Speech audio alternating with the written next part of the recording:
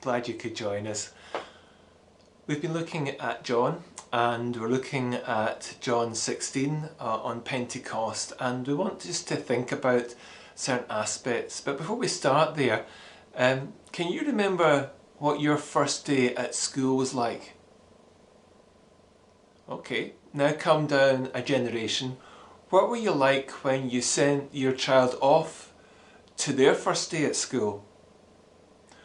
Or again, listening to the woes of your children as they in turn send their kids to school. I wonder what our words of counsel were. And I wonder what the children are like, clinging to the mums and dads, or maybe it's the other way around. These kind of handovers are challenging, and I still remember my first day at nursery, a home that was a few houses down from our own home, and I remember my mum dropping me off before she realised that I had run out the front door, back up the street and back into my own home before she could catch me. It certainly didn't happen the second day. Now, it's like that professionally too, because I know this is a time of year where children are finding out about their next class and they're wanting to have the reassurance. So there's a kind of handover going on there as well, and all that transition to help it. It happens in hospital too, where there's a change and shift and a new person comes on. Maybe they're slightly different from the previous person you were used to. All of these things happen, and it's unsettling in that kind of change support.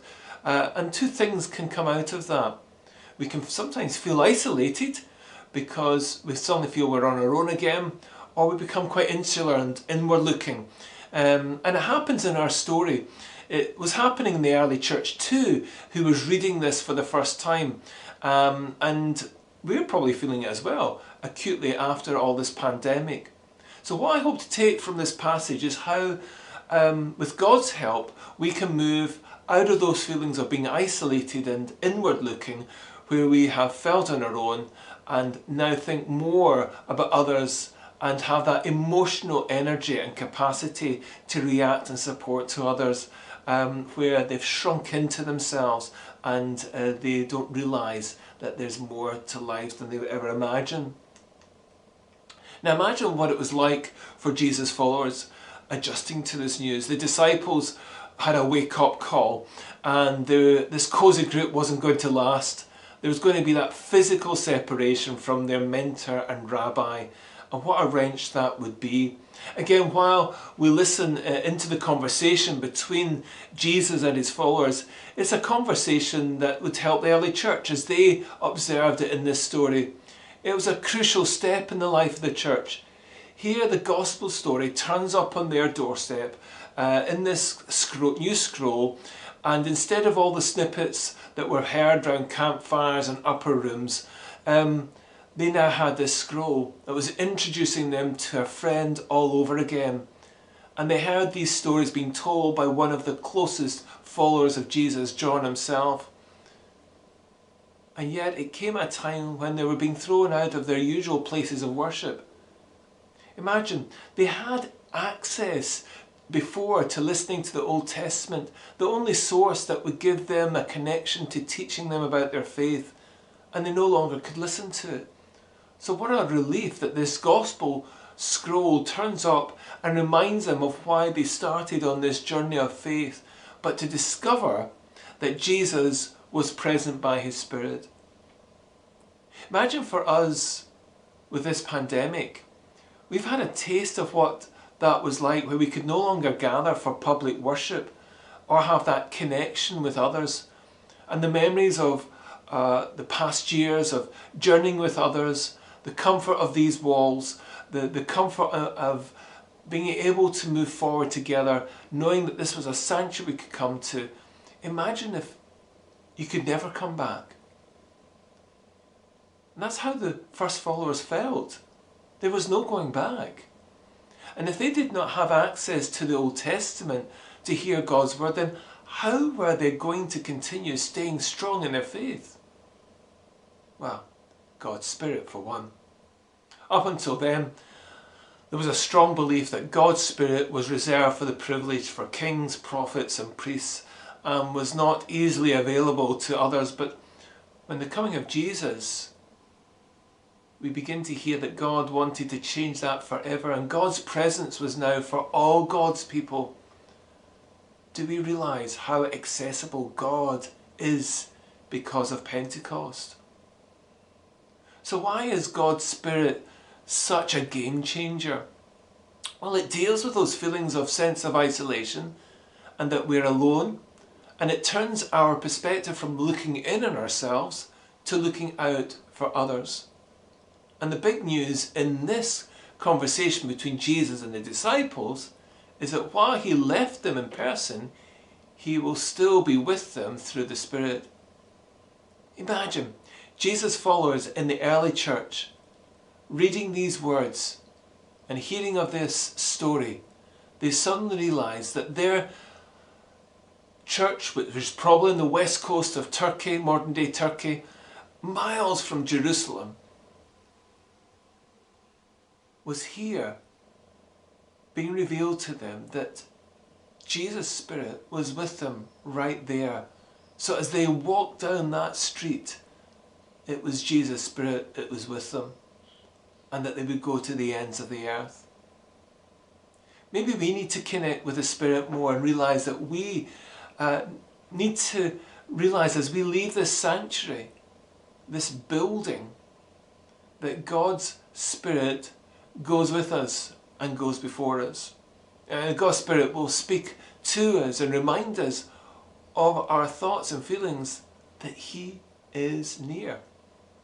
And it's one reason why we pronounce the blessing at the end. It's a symbol of that experience, the belief that God goes with us and before us, and holds back that invading sense of feeling of isolation and those insular perspectives that we can fall trapped to. And those feelings are very real, and because on the flip side of knowing God is near is that life has its troubles. And it's important that we know that as the early followers faced, that we journey with God through this time and in this world where there are troubles. You see, they wanted to be changed for the better and be more like Jesus. But it didn't seem that simple, because loving Jesus seemed to bring out hate from others. It's a strange experience when we follow Jesus more and more closely, because some folks find it harder and harder to cope with. They may think that we're fooled or manipulated, or that we've just got no fun in our faith, or it's a waste of time and energy. Yet people are still, through this millennia, being changed. And that mystery is not going away, where Jesus' followers have a sense of purpose and hope that forces others to think that there's more to life than what's in front of us. So adjusting can be tough, and it can draw us into focus on ourselves instead of others. And that's what the disciples did. Jesus noticed it about these disciples and how they were just really preoccupied with this news for themselves. They were more bothered by what happens to them rather than thinking about Jesus and what it meant for the future. It's a natural reaction, and Jesus understood that and knew the limits of how his followers had to work it out and what was going to happen next. And it's something that we need to remind ourselves of too, when we can get fixated on the past year's circumstances and how that impacts on us. Those feelings of once being isolated and inward looking can almost feel insurmountable, and that's understandable.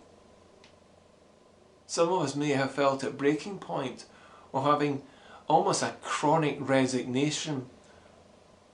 And while such times have been uncomfortable and even painful, there can be a rediscovery of where our trust needs to be. As one person put it wisely, it sometimes takes a storm for the truth to steady us. So it's the art of pivoting, using the change as a life changer and an energizer, realising that isolation is not our forever and that the world is not merely what is happening in our mind. Now, how's that possible? Well, some of us have been caught out in different ways with the pandemic, and maybe there are some truths that we can take out of that. For instance, when I was in Carnwardraig, I noticed the challenges of technology. Some folks were just not ready, and it made it more isolating than others. Also, the challenge of living out our faith without a regular weekly worship may cause people to withdraw into themselves. Maybe we've realised that faith needs to be more than a Sunday, and we need to allow God's Spirit to work in our lives through certain spiritual disciplines, just to sustain us day by day. It's something worth exploring about how we nurture our living faith. Maybe we should pray at certain points in the day for our fellow members and how they have been at breaking point, and that they need to come back into this public worship that we have on a weekly basis. It's an understandable reaction that some may be reticent, but as we see from the conversation Jesus had with the followers, there is so much more, because God's Spirit is here. Now, when we return more to our weekly worship, we're coming out of a challenging time of COVID restrictions when we become used to not being with other followers. And it's been more and more tempting to stay at home. However, social distancing does not mean spiritual distancing. It's important to pick up the phone and reach out to others, to pray for each other. And God's Spirit can use that in that moment. Why is that possible? Well, in our story, the Spirit is called many things, and our translations really struggle to know how to pin it down. But there's different names that are put to the Holy Spirit in this passage. Helper, Comforter, Counsellor, Advocate, Paraclete, all words which convey to the disciples the sense that the Spirit would be alongside them, prompting them, supporting them, and empowering them. Now, if we allow God's Spirit, the Spirit of Jesus, to indwell us, then the quality of that helper, comforter, counsellor and advocate can help others to know that we come alongside them, that we prompt them to help them, to support them and empower them, instead of being isolated and inward looking. Here's some takeaways from today. Allow God's Spirit to live more fully in our lives, so we sense God is near, God is with us, and God is before us. Be understanding that many feel isolated and inward looking after the time of this pandemic. We need to nurture them to see there's more once more.